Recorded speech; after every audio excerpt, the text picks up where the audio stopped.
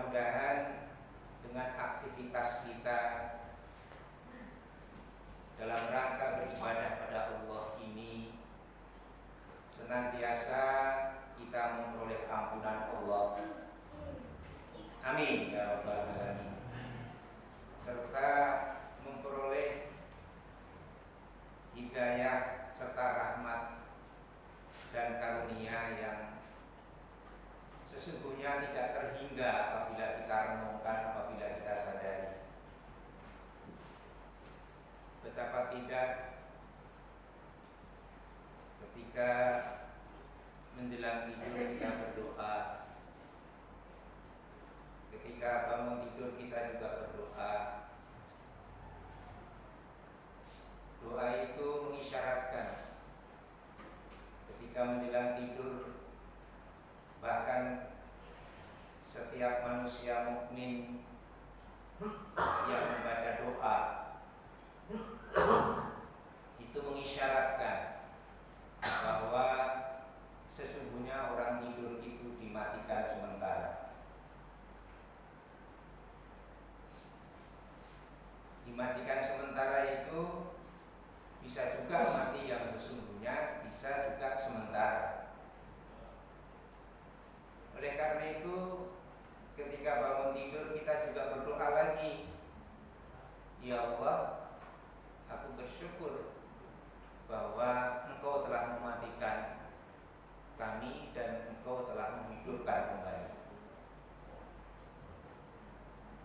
Nah, ucapan syukur inilah yang perlu kita garis bawahi, bahwa alhamdulillah di pagi ini kita merasa bersyukur pula ternyata kita dihidupkan kembali oleh Allah Subhanahu wa taala. Lalu sebagaimana perintahnya, wa minal laili fatahajjat bihi nafilatan lak asa ayyab'asaka rabbuka maqaman. Surat Al-Isra ayat 79,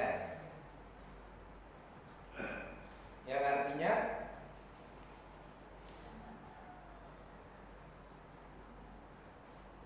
dan pada sebagian malam lakukanlah sholat tahajud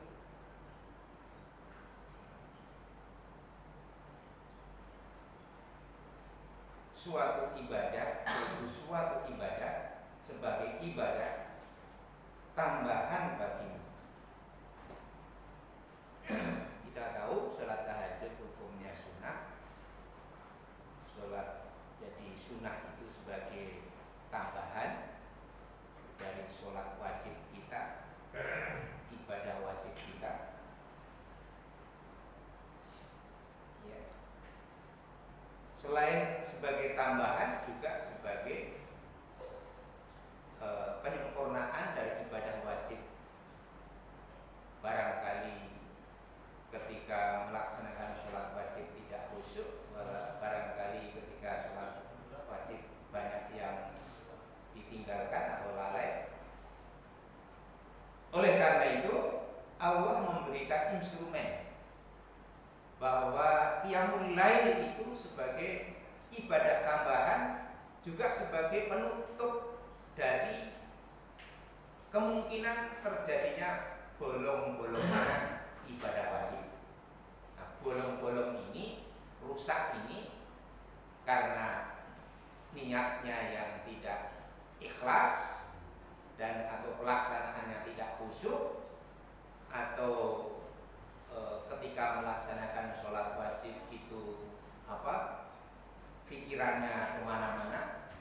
Betul enggak? Ibu bapak sekalian barangkali sama ya dengan saya. Ketika sholat itu lalu kemudian muncul ingatan-ingatan yang lupa, ya, atau sesuatu yang semula lupa menjadi ingat kembali. Betul enggak? Nah ini kita sadar bahwa sholat yang seperti itu tentu tidak khusyuk namanya. Kita sadar bahwa sholat seperti itu tidak sempurna, maka wa minal laili fatahajjat bihi nafilatan lak.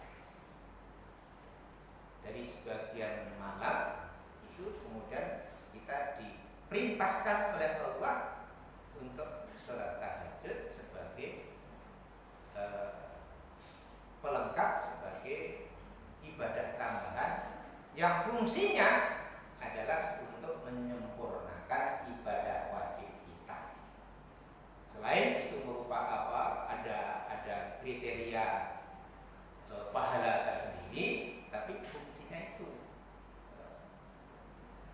Oleh karena itu sungguh Allah itu maha sempurna dengan segala perintahnya, dengan segala firman.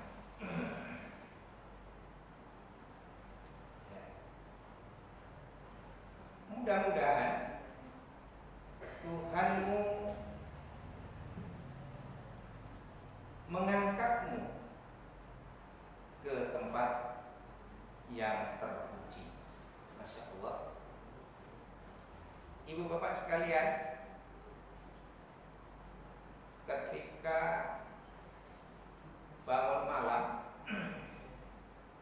melaksanakan sholat malam, kemudian membaca Al-Quran dengan tartil, diresapi betul dalam benak kita, seolah-olah posisi iman, posisi diri kita itu di awang-awang. Artinya derajat keunggulan kita sebagai orang yang beriman itu secara langsung maupun tidak langsung kita merasakan bahwa orang yang mengaji di akhir waktu malam itu betul seolah-olah derajat kita naik. Jadi sejak kita melaksanakan perintah Allah itu juga sudah terasa. Terus terang saja hanya kilasan-kilasan, tapi sekilas-kilas kita merasakan bahwa posisi kita di antara orang yang beriman itu ada di atas. Seolah-olah di dunia ini pun sudah terasa, padahal balasan di akhirat pasti. Coba kalau baca Al-Quran dengan tartil, kemudian dengan ikhlas, itu otomatis dari sisi pandangan, dari sisi keadaan, ini di dunia saja posisi kita itu naik. Betul itu. Seolah-olah yang lain itu ada di bawah kita. Nah inilah kondisinya, ya. Inilah keadaannya apabila kita mengimani ayat-ayat ini, lalu kemudian Allah akan memposisikan kita di tempat terpuji.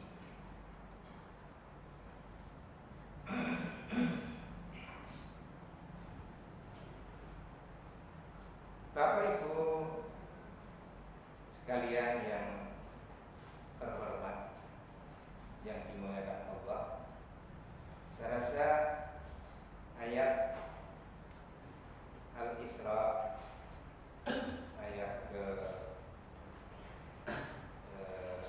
79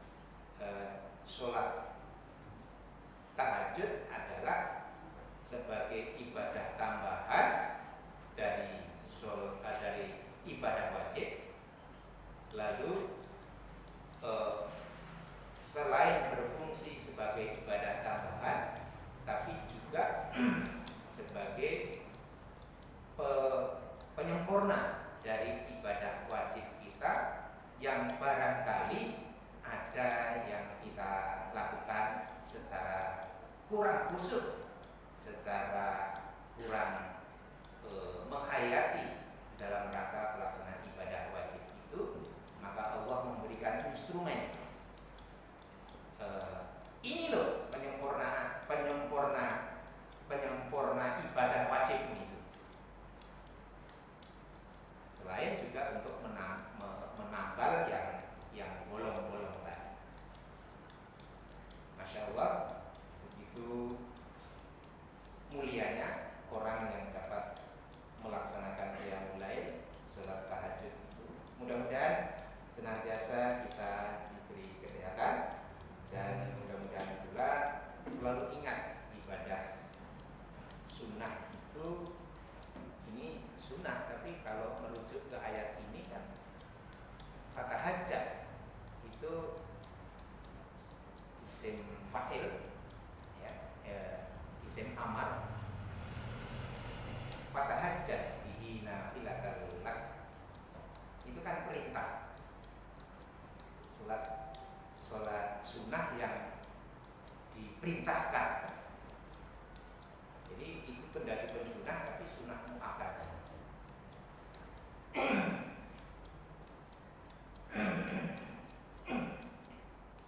Saya akan mengulas berikutnya. Saya akan mengulas ceramah saya ketika minggu kemarin. Nampaknya ada yang kurang puas, di mana bahwa yang menentukan bagi orang beriman, yang menentukan baik buruknya kita itu ternyata hanya dua. Yakni, masih ingat nggak? Pertama apa? Hati. Yang kedua lidah atau lisan. Jadi menyikapi hadis ini, ala inna fil jasadi mudghah idza saluhat jasadu kullu wa idza fasadat jasadu kullu. Ala wa hiya qalb. Itu yang pertama. Kemarin ada yang bertanya, jadi bagaimana kesimpulannya? Kasusnya kan di Luqmanul Hakim kan mendapat perintah dari atasannya agar menyembelih hewan kambing. Tuan yang satu setelah disembelih minta dikirim bagian yang paling buruk, bagian yang paling jelek, bagian yang paling kotor. Ya kan? Masih ingat gak? Ini kata atasannya Luqmanul Hakim. Lalu perintah yang kedua masih atasan juga ini. Setelah kamu sembelih kambing ini, tolong nanti engkau kirimkan kepadaku bagian yang terbaik, ya, bagian yang terbaik dan bagian yang terindah. Nah, ini tentu Luqman Hakim kan juga menghargai pada atasannya. Pasti dong dikirimkan yang terbaik juga. Maksud iya dikirimkan yang terkotor, terburuk. Nah, setelah dikirimkan pada keduanya, ternyata dikirim bagian yang sama. Diambil hatinya, diambil lidahnya.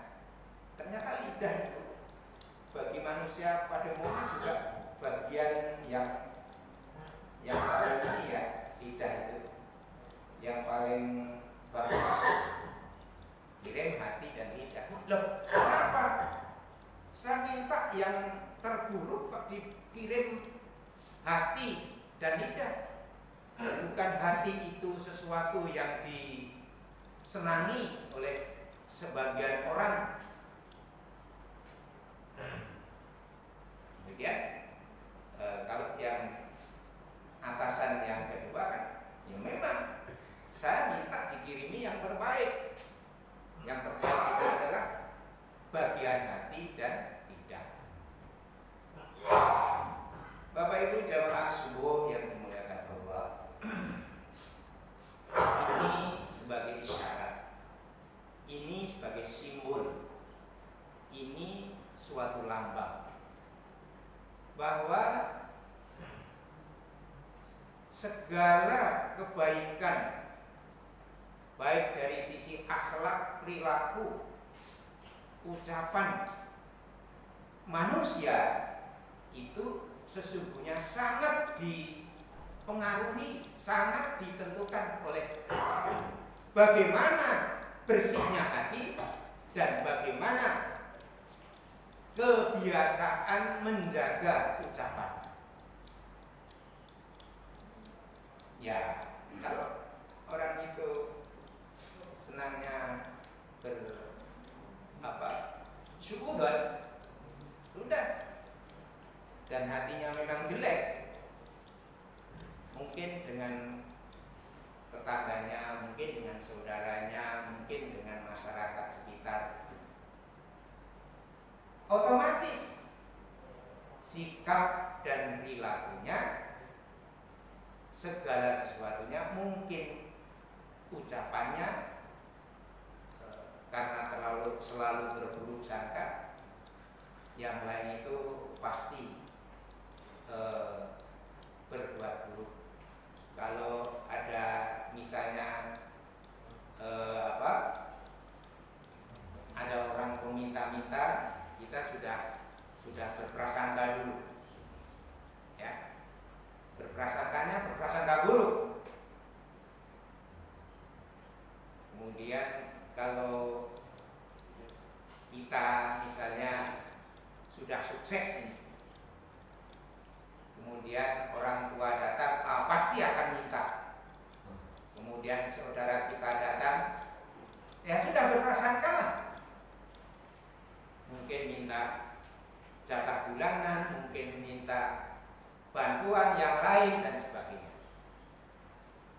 Padahal orang yang datang itu, padahal orang peminta-minta itu juga belum tentu seburuk yang kita sangkakan. Ya, Ibu Bapak sekalian, memang di masyarakat kita ini macam-macam kondisinya. Kadang-kadang ada orang peminta-minta, kita kasih karena ngasihnya kecil, itu nawar, jangan hanya 1.000 dong. Ada tidak yang begitu? Ada, mintanya 5.000. Sedangkan kalau orang yang ikhlas, kalau peminta-minta itu juga baik, 1.000 itu kan sudah besar bagi peminta-minta sesungguhnya. Nah, tergantung banyak sedikitnya orang yang dikunjungi, orang yang didatangi. 1.000 kali 100 kan sudah. Tapi sebaliknya, kadang-kadang juga itu hanya menguji iman kita.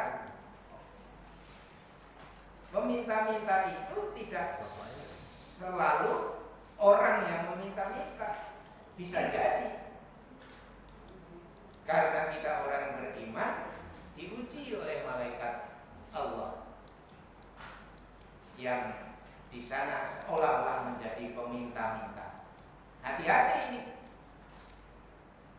Oleh karena itu, perlakuan terhadap orang peminta-minta sekalipun harusnya kita sikapi dengan sikap yang baik, ya.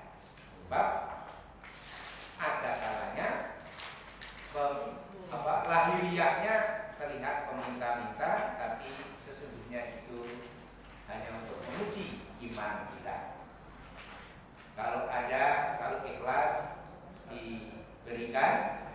seperlunya. Kalau tidak, harus dengan jawaban-jawaban yang menyenangkan. Ya, jangan sekali-kali kita mengeluarkan kata-kata, kamu kan orang sehat, kenapa harus meminta-minta? Kamu kan orang kuat, badannya keker, begitu kok minta-minta. Nah, jangan sekali-kali mengeluarkan kata-kata yang bisa menyakitkan. Nah, sebaliknya, kalau akan memberikan nasihat yang bagus. Oleh karena itu, kesimpulannya bahwa baik buruknya sikap manusia itu sangat dipengaruhi dua tadi, unsur hati dan unsur lidah. Maka pada Bapak Ibu sekalian, mari kita jaga hati kita, mudah-mudahan selalu bersikap positif dan selalu untuk kebaikan-kebaikan. Maka kata Agib, jagalah hati. Gimana? Jagalah hati, jangan kau kotori. Jagalah hati, lentera hidup ini. Itu kira-kira. Jadi menjadi penentu ternyata. Simbol kemuliaan manusia juga ditentukan oleh bagaimana kita merawat hati kita, merawat lisan kita. Jadi orang yang selalu bersyukuran, berprasangka buruk, juga sangat ditentukan bagaimana hati kita. Apabila kita tidak bisa menjaga hati dan ucapan dan lidah kita, otomatis sikap, ucapan yang kotor selalu, yang dapat menyinggung perasaan orang lain selalu dikeluarkan. Tapi sebaliknya, apabila kita bisa menjaga hati dan lisan, insya Allah akan terpelihara sikap dan ucapan kita. Segala sesuatunya menggunakan hati dan pikiran, ya kan? Pikiran. Oh, kalau saya sikapi seperti ini, saudara saya mungkin tersinggung, tapi udah, daripada tersinggung lebih baik dia. Maka sabda Rasulullah SAW, "Man kana yu'minu billahi wal yawmil akhir, falyaqul khairan aw liyasmut." Kalau nggak bisa berkata yang baik, kalau nggak bisa bersikap yang baik, lebih baik diam. Itu lebih baik daripada mengucapkan kalimat-kalimat yang dapat menyinggung atau menyakiti orang. Ini dari segala strata ya.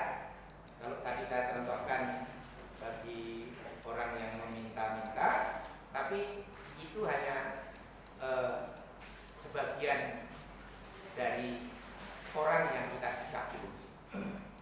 Mungkin dengan saudaranya, mungkin dengan keluarganya, mungkin dengan anaknya, juga begitu.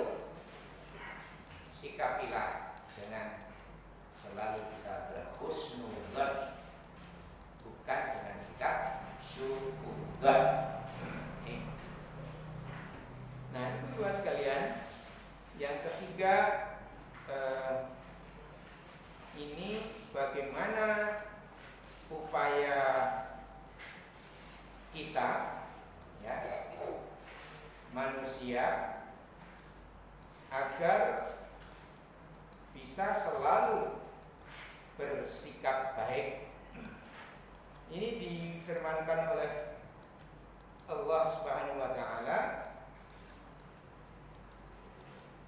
dalam surat An-Naml ayat 89 dan 84 dan 89.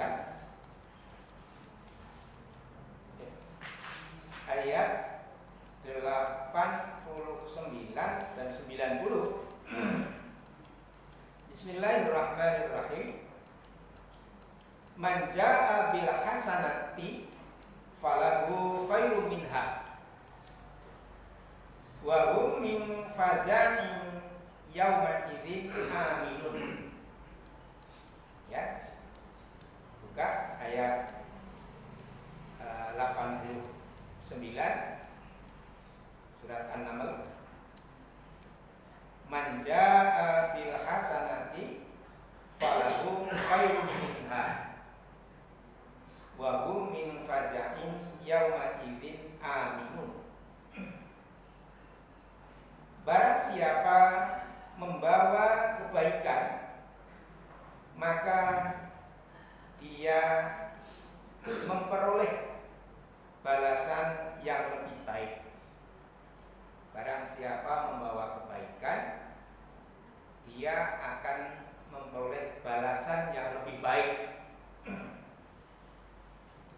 daripadanya, ya, daripada sekedar kebaikan yang dilakukan itu. Maka nanti atau sekaligus atau ketika di dunia ini juga akan memperoleh balasan yang lebih baik. Sedangkan mereka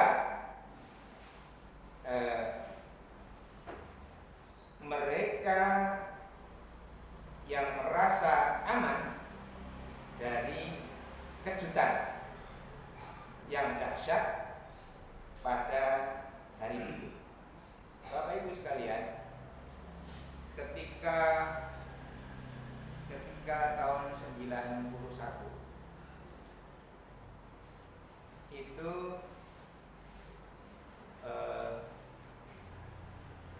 ibu dari anak-anak saya itu,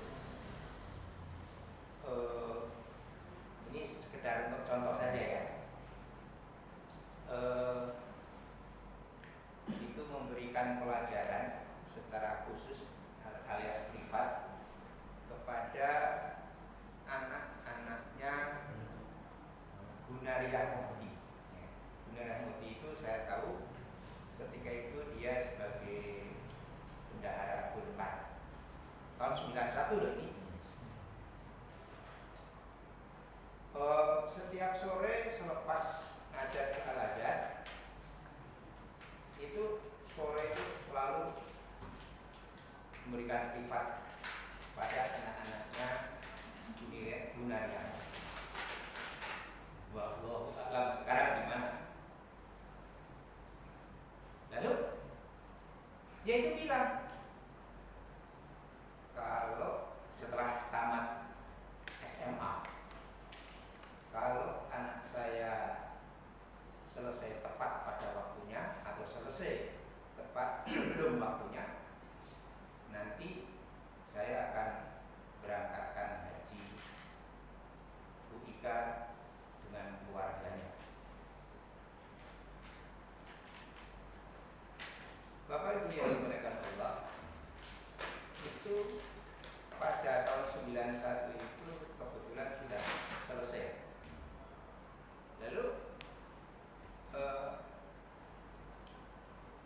dia memanggil saya, dengan ibunya tentu saja. Pak, dikirim surat. Tadinya lisan dulu dipesan supaya kami datang sekeluarga ke kawasan Kebayoran Lama, datang ke tempat Gunariyah. Saya nggak mau datang karena saya berpikir posisi kami kan ketika itu ya masih hidup pas-pasan lah boleh dibilang.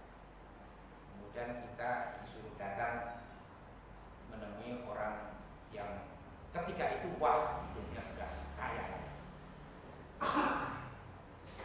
Saya berpikir begitu, saya gengsi terus terang saja. Ini naluri orang laki-laki yang kadang-kadang gengsinya ini.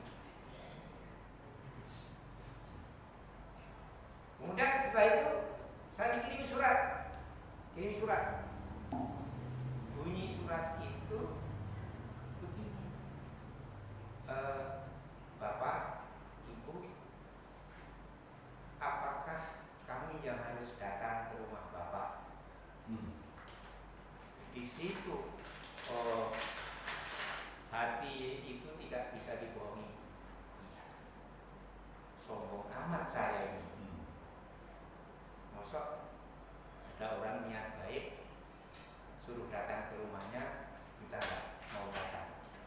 Perasaan saya sudah jatuh, mental saya sudah jatuh karena dengan kata-kata tadi. Kalau nggak bisa datang, saya yang datang kapan waktunya. Ini kalau nggak salah tahun 91 itu masuk rumah saya ini ya, yang jadi musola ini kalau nggak salah. Ya, yang dipakai musola ini rumah tempat tinggal kami. Saya terharu, campur merasa malu, campur merasa menganggap betapa tulusnya orang itu, sebenarnya Mufti itu. Maka setelah saya lakukan, kami harus berangkat. Saya datang, ketika itu ayah masih hidup ya, Pak Haji Ahmad masih hidup, antar bawa mobil carry, eng gitu. Kemudian setelah datang sana disambut dengan baik, disambut dengan ramah, disuguhi apa adanya, tapi nampaknya ikhlas sekali. Begini kata, Pak, saya memang punya nadar. Kalau anak yang dirifati ibu itu belajarnya lancar di Australia, kemudian selesai sebelum waktunya, saya memang akan berangkatkan haji. Ibu, nah ini sesuatu yang patut kita hargai, karena ibu itu kan wanita. Ibu betul wanita. Ibadah haji harus ada muhrimnya, maka otomatis harus dengan bapak sekalian. Dan saya nitip satu karyawan saya, jadi nanti bapak berangkat haji bertiga. Jadi saya titip satu jamaah. Bapak Ibu sekalian, ini sebuah konteks pemahaman agama yang luar biasa. Setelah kita memperhatikan ayat ini, bahwa ayat itu betul. Selagi di dunia pun apabila kita berbuat baik, pasti ada balasannya yang justru lebih baik dari yang kita harapkan. Maka keyakinan Al-Quran sebagai pedoman hidup ini saya mohon tidak hanya sekedar diyakini, tapi juga harus dikaji, ya kan? Harus dikaji, harus dilaksanakan. Sebatas kemampuan saja, tidak mungkin Allah mengukur sesuatu di luar kemampuan kita. Makanya keharusan kita berbuat baik tadi, yang sangat dipengaruhi oleh dua hal tadi, ya, hati dan harus jaga hati, jaga lisan, ya kan? Kita berbuat baik, artinya kan menjaga hati itu kan ketulusan, menjaga lisan itu kaitannya dengan sikap, dengan akhlak. Masya Allah, begitu kami sekeluarga merasa tersanjung lah ya, sekarang merasa tersanjung. Dan apa kata rekan-rekan sekerja saya, bahkan ada yang nada bercanda, ada yang nada terharu. Pada saat itu usia saya baru 33 tahun. 33 tahun itu kan masih kategori umur yang produktif. Kemudian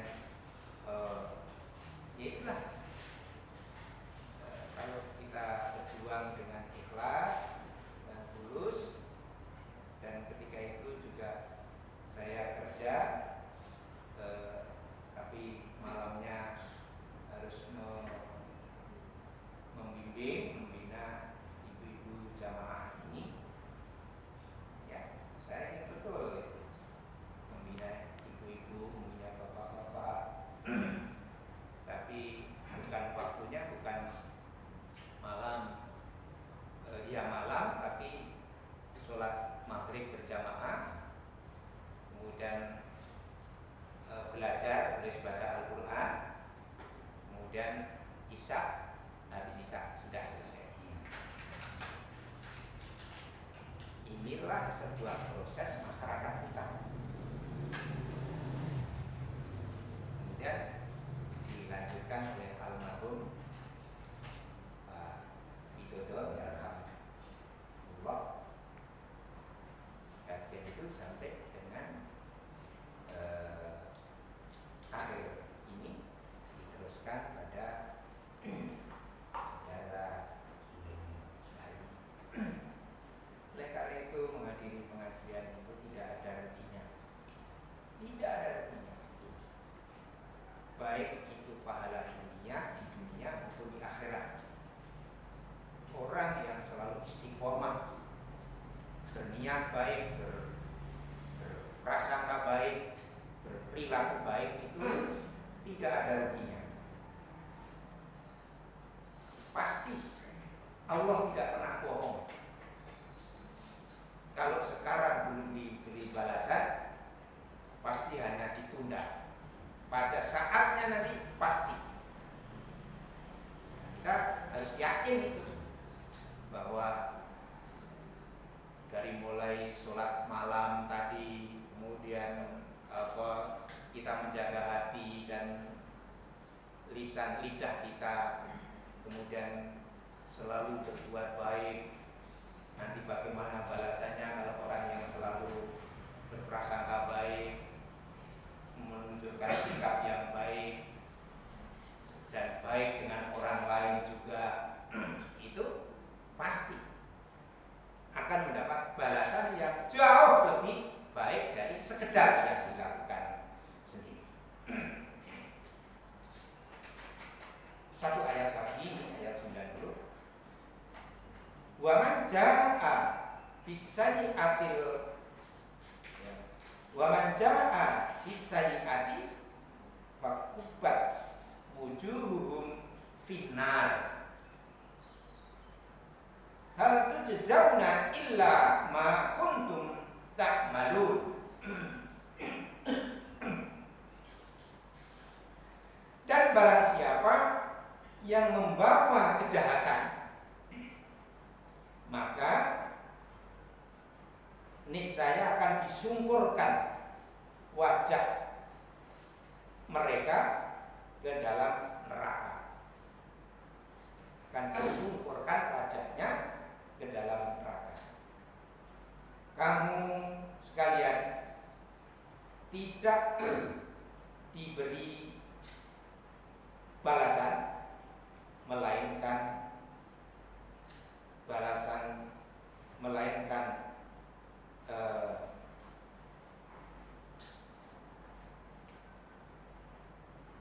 yang setimpal dengan apa yang telah kamu kerjakan. Jadi ceritanya begini, Bapak Ibu sekalian.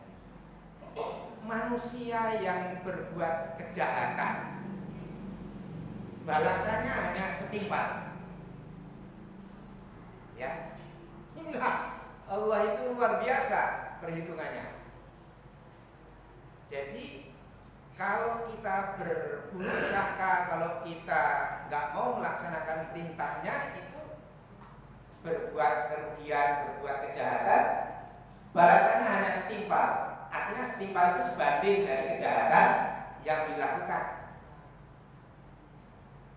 Nah, kalau neraka itu sudah pasti. Tapi neraka bagi orang Islam, bagi orang yang beriman, itu kan hanya sementara. Semua orang, bahkan mungkin yang berbuat kejahatan itu orang yang beriman, tapi berbuat kejahatan. Satu ketika berbuat kejahatan, pasti masuk neraka. Tapi nerakanya kan sementara. Pada akhirnya pasti akan masuk surga. Nah, dalam konteks ini, orang yang berbuat keburukan, orang yang berbuat kejahatan, balasannya setimpal. Kalau tadi kebaikan, kan balasannya akan lebih baik, ya kan? Akan lebih baik. Misalnya kita berbuat kebaikan 3, balasannya bisa 9, bisa 6, bisa 12, kelipatan 3. sebaliknya, kalau manusia itu berbuat kejahatan, keburukan, balasannya setimpal, luar biasa. Oleh karena itu, mudah-mudahan kita senantiasa bisa melaksanakan perintah Allah ini. Surat An-Naml ayat 89 dan ayat 90, artinya selalu berbuat baik dan meninggalkan sesuatu yang dilarang oleh Allah. Itulah makna takwa, melaksanakan yang diperintahkan Allah, meninggalkan yang dilarang Allah. Serasa demikian Bapak Ibu sekalian, kurang lebihnya mohon dimaaf. Bi'aunillahi wa quwwatihi wala haula wala quwwata illa billahil aliyyil azim. Terima kasih atas perhatiannya, dan sekali lagi mohon maaf atas segala kekurangan dan kesalahan saya. Assalamualaikum warahmatullahi wabarakatuh. Waalaikumsalam. Pak, boleh tanya Pak? Boleh.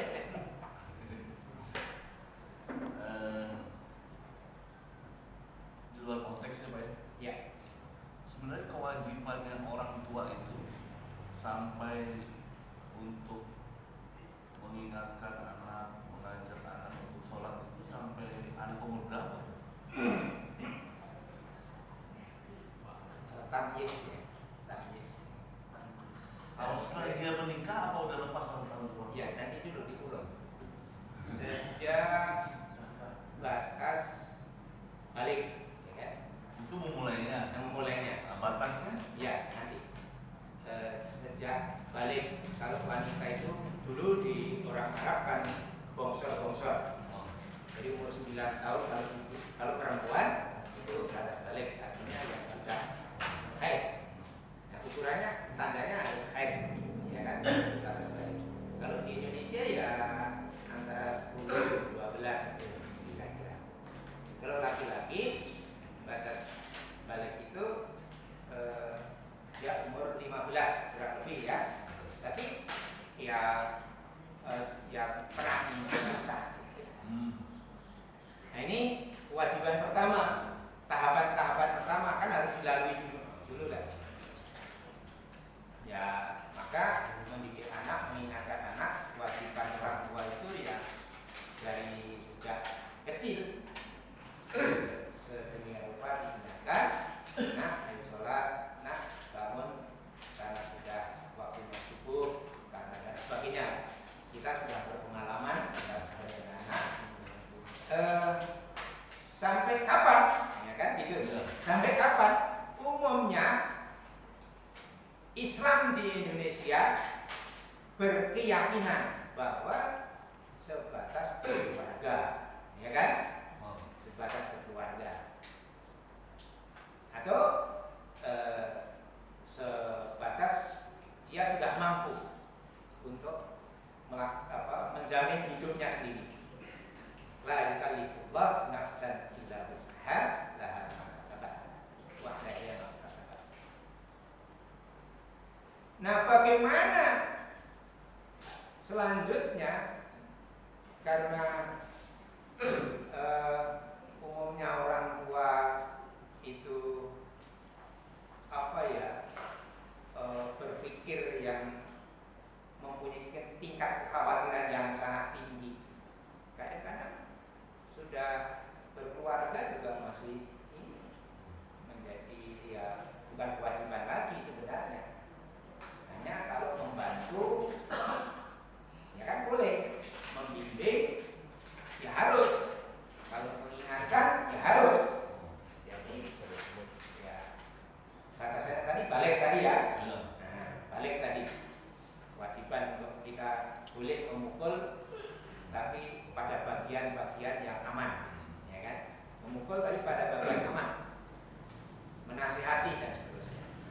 Tapi kalau sudah berkeluarga, itu umumnya Islam di Indonesia itu sudah, karena sesungguhnya di sana merujuk kepada hukum Islam, kewajiban terhadap anak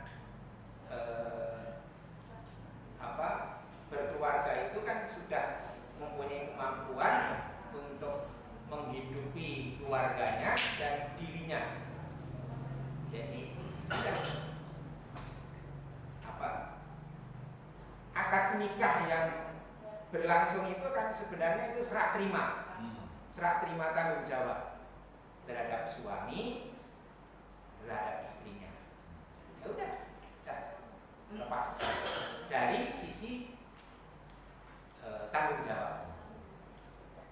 Nah, sekarang bagaimana kalau anak sudah berkeluarga, masih jadi satu, masih kumpul, tetap saja beban suami istri dari anak-anak kita itu mempunyai tanggung jawab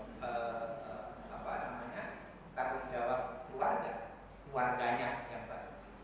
Nah, hanya sebatas orang tua itu sebatas ngasih saran, ngasih bimbingan, ngasih sekali waktu bantuan kalau diperlukan. Jadi saya rasa ini sudah bisa dipahami bahwa batas tanggung jawab secara lahiriah itu lepas ketika sudah berkeluarga. Tapi sesungguhnya batasannya setelah balik tadi. Ya, kalau orang dulu kan 15 tahun itu sudah ikut angkatan perang. Kalau sekarang 15 tahun kan di bawah umur. Bukan. Belum kena delik hukum. Iya, belum kena delik hukum, dan umumnya kalau Indonesia ya kasus geng motor. Kalau dulu kan itu semangat Rasulullah itu ditanamkan luar biasa. Udah ikut angkatan perang. Anak-anak udah dewasa. Umur 15, 16, 17 itu sudah berjuang membela agama Allah. Nah, inilah bedanya kultur budaya Arab, bahkan sampai sekarang bahkan berlaku kan di Palestina kan begitu. Anak umur kalau di sini masih di bawah umur, kalau di sana sudah ikut perang membela agama. Iya, mungkin karena terpaksa, mungkin karena kultur tadi, ya, karena budaya tadi. Nah, oleh karena itu sebagian orang tua hendaknya kita doakan anak-anak kita mudah-mudahan mempunyai kemampuan kuat agamanya, kuat pikirannya, kuat mentalnya, kuat imannya, sehingga menjadi keluarga yang kuat juga, tidak mudah terpengaruh oleh ajakan-ajakan yang berbuat negatif. Itulah yang dinamakan keluarga sakinah mawaddah warahmah. Nah, mudah-mudahan anak-anak kita yang sudah berkeluarga juga senantiasa memperoleh bimbingan dari orang tuanya yang positif. Tapi yang belum berkeluarga mudah-mudahan segera berkeluarga. Kalau sudah balik tadi, nah, sudah mempunyai kecukupan mental, kecukupan ekonominya, ya kan? Ekonominya juga harus kuat. Islamnya juga harus kuat, imannya juga harus kuat, hubungan sosialnya juga harus baik. Kalau orang sudah berkeluarga kan, ya, nah sekali. Kalau dalam kondisi kok masih jadi sapu, itu soal kultur, soal budaya. Seperti saya kan, anak saya nggak boleh jauh-jauh dari saya. Iya, karena ya ini pikiran orang tua mungkin yang tidak kuat mentalnya ya. Saya berpikir kadang-kadang orang tua masih sehat, segar bugar saja, anak pada jauh dari kita. Nanti jangan-jangan saya udah tua dimasukkan ke panti jompo nanti. Iya, maka dari ketiga anak itu ya memang kondisinya sifatnya beda-beda. Ada yang selalu ikut sapa dengan ayah bundanya, ada yang ini ya seperlunya saja, ada yang dari jauh sudah wanti-wanti, bapak nggak boleh begini, nggak boleh begini, nanti corona menghampiri. Seperti saya di lockdown itu sebenarnya yang kuat dari anak-anak lockdown. Dari anak-anak yang selalu mengingatkan. Jadi alhamdulillah ya, anak-anak dikasih lockdown mudah-mudahan segera selesai ya, lockdown ini. Kemudian kita segera diselamatkan oleh wabah ini. Mudah-mudahan senantiasa keluarga kita sehat semua. Amin ya rabbal alamin. Ibadah meramaikan sholat juga selalu dihadiri banyak orang.